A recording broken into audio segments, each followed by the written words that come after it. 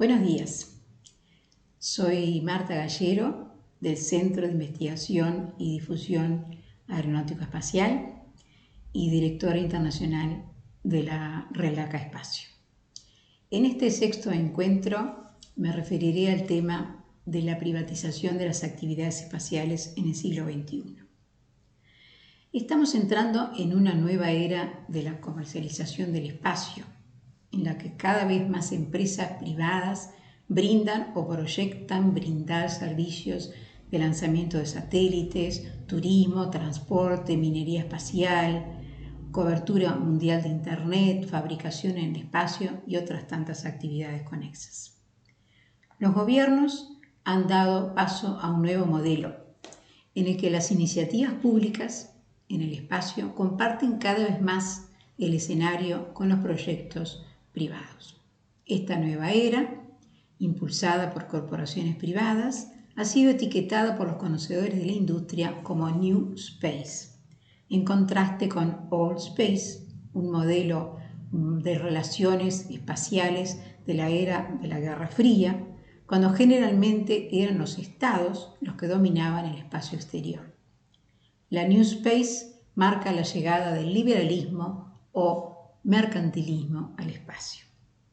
¿Quiénes son los más renombrados nuevos empresarios del espacio? Elon Musk, Jeff Bezos y Richard Branson.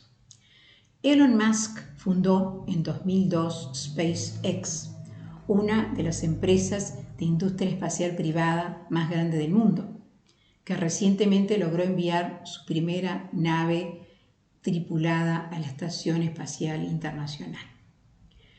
El empresario estadounidense Jeff Bezos es el director ejecutivo de la empresa espacial Blue Origin y el multimillonario empresario inglés Richard Branson tiene más de 360 compañías que forman Virgin Group y Virgin Galactic. Citemos un ejemplo reciente que ya mencionamos de esta nueva era espacial. El 31 de mayo de 2020 se acopló a la Estación Espacial Internacional la cápsula tripulada estadounidense Crew Dragon, lanzada e impulsada por el cohete Falcon 9, ambos propiedad de la empresa SpaceX de Elon Musk.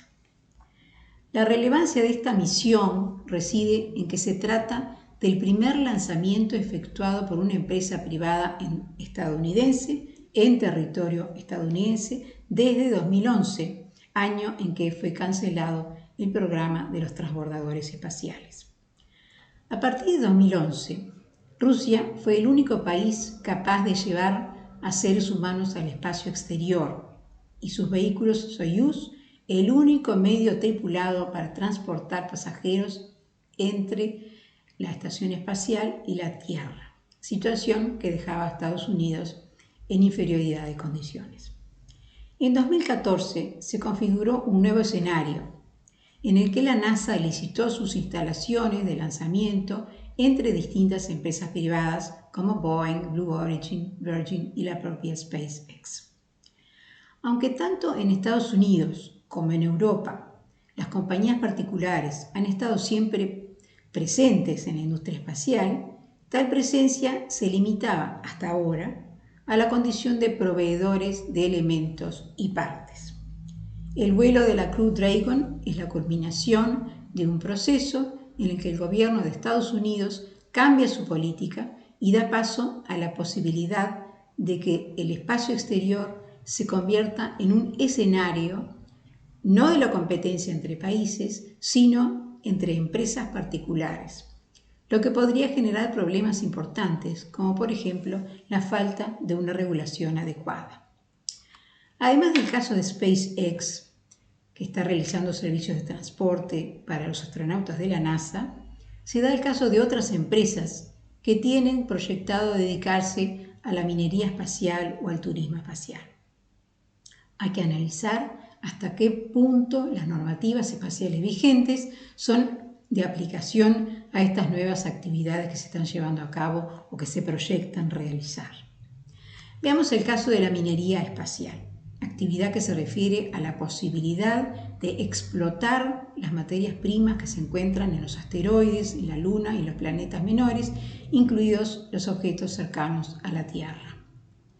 ¿Cuáles son estos recursos? Principalmente minerales. También hay agua, oxígeno e hidrógeno.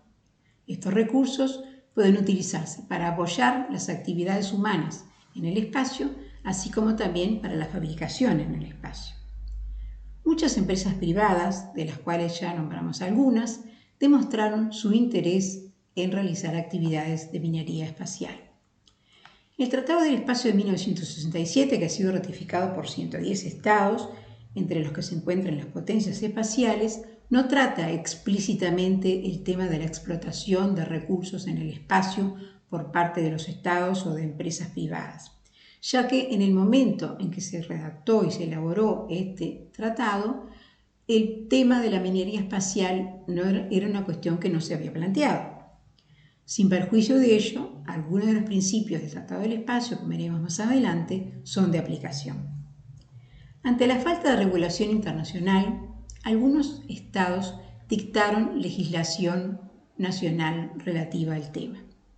En ese sentido, Estados Unidos, Luxemburgo, los Emiratos Árabes Unidos y otros países aprobaron leyes que apoyan la realización de actividades de minería espacial por parte de las empresas privadas y reconocen derechos sobre los recursos que se extraigan.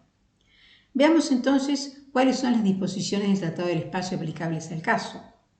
El artículo 1 del Tratado del Espacio dice que la exploración y utilización del espacio deberá hacerse en provecho e interés de todos los países, que incumbe a toda la humanidad, y que el espacio estará abierto para su exploración y utilización a todos los estados sin discriminación. Por su parte, el artículo 2 establece que el espacio ultraterrestre no podrá ser objeto de apropiación nacional, lo que deja en claro que la soberanía estatal no es de aplicación en el espacio ultraterrestre.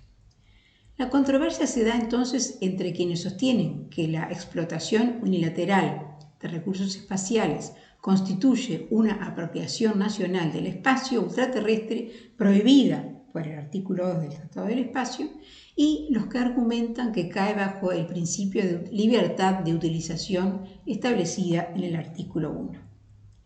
Dentro de los instrumentos internacionales que conforman el Corpus Juris Spatialis, tenemos también el Acuerdo de la Luna de 1979, que fue ratificado solamente por 18 estados.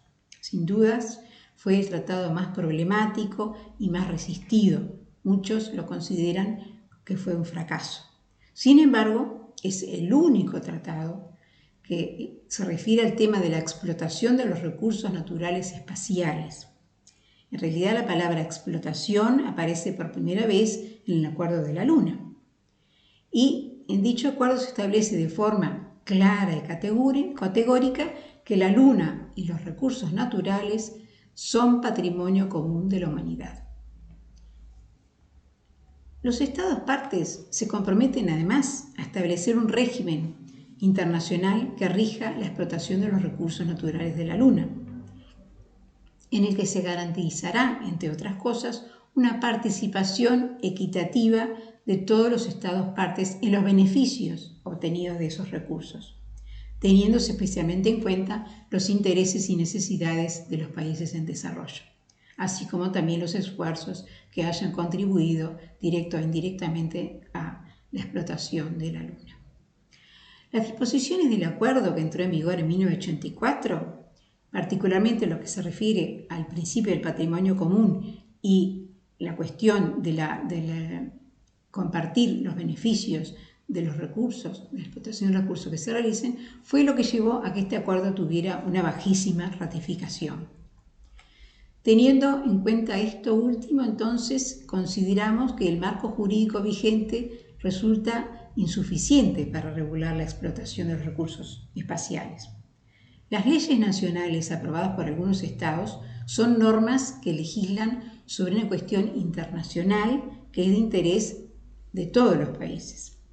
Cuando se den circunstancias favorables para hacerlo, en un futuro, el tema de la minería espacial debería ser regulado por medio de un tratado internacional elaborado en el ámbito de las Naciones Unidas. ¿Qué otras normas son de aplicación para las empresas privadas? Por ejemplo, el artículo 6 del Tratado del Espacio, que se refiere a la responsabilidad de los Estados por las actividades nacionales que realicen en el espacio tanto los organismos gubernamentales como los organismos no gubernamentales. Es decir que la normativa espacial no le concede directamente derechos y obligaciones a las personas individuales, sino que cuando éstas participan lo hacen dentro del principio de actividad nacional, bajo la responsabilidad del Estado pertinente. En el mismo artículo 6 que mencionamos, se establece que dichas actividades deberán ser autorizadas y fiscalizadas por el Estado parte del tratado, el pertinente Estado parte. Para cumplir con dicha obligación, entonces los Estados deberán dictar legislación nacional, que deberá ser compatible con la normativa espacial internacional. Casi una treintena de estados, entre los que se encuentran gran parte de los países cuyos nacionales participan en la utilización y explotación del espacio, han dictado normas nacionales. El contenido de dichas normas versa principalmente sobre el establecimiento de un sistema de licencias para autorizar las actividades espaciales de entidades no gubernamentales con un régimen de supervisión por parte del Estado y con la posibilidad de que el Estado sea reembolsado cuando haya tenido que indemnizar a terceros. El COPO, la Comisión del Espacio de Naciones Unidas, ha incluido en su agenda el tema de la legislación espacial nacional elaborada por los Estados, por considerar que el dictado de la mencionada legislación responde a la necesidad de cumplir las obligaciones emanadas de los tratados, de los que son parte la mayoría de los Estados, a la necesidad de lograr uniformidad y previsibilidad en la realización de las actividades espaciales sometidas a la jurisdicción de los Estados y a la necesidad de establecer un régimen práctico relativo a la participación del sector privado.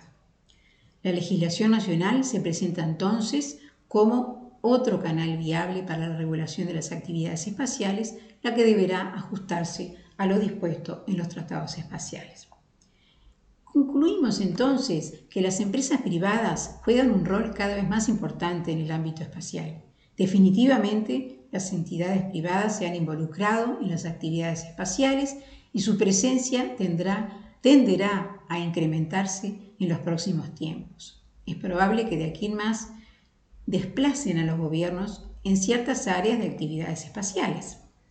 De acuerdo con el Tratado del Espacio del 67, los Estados deberán asegurar que las actividades llevadas a cabo por las empresas privadas se efectúen de conformidad con las disposiciones de dicho tratado. En este contexto público-privado, los Estados tendrán que asegurarse entonces que los intereses públicos vinculados a la seguridad, responsabilidad y uso pacífico del espacio extraterrestre sean preservados. Pero existe el riesgo de que las actividades privadas se lleven a cabo en estados que tengan poca capacidad o quizás poca voluntad de realizar la supervisión de dichas actividades. Lo que puede resultar más preocupante es que algunos de esos estados no sean partes del Tratado del Espacio y que, por ende, no se hagan responsables de las actividades que llevan a cabo los privados.